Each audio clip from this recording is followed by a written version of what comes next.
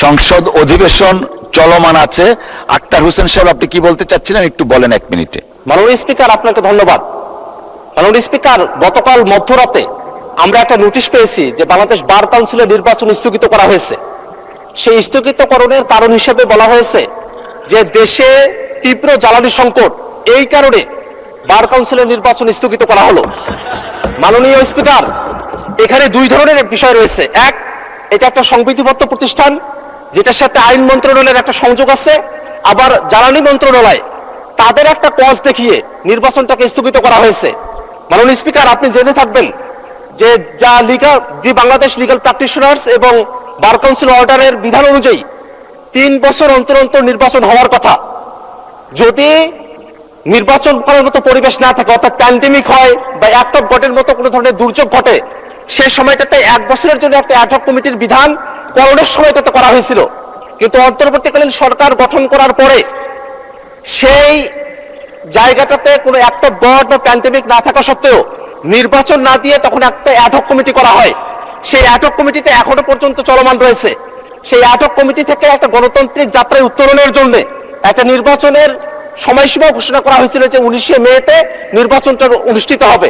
কিন্তু গতকাল মধ্যরাতে হঠাৎ করেই সেই নির্বাচনটাকে স্থগিত ঘোষণা করা হলো। প্রশ্ন হলো, আমরা যখন সংসদে জ্বালানি সংকটের কথা বলছি। মাননীয় সদস্য, আপনার মূল বক্তব্যটা বুঝতে পেরেছি।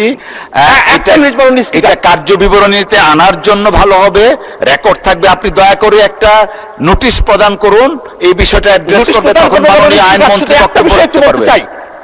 সেটা হলো, আমরা যখন সংসদে জ্বালানি সংকটের কথা বলি, সরকার দলের তরফ থেকে জ্বালানি সংকট নিয়ে এই কথা বলা হয়।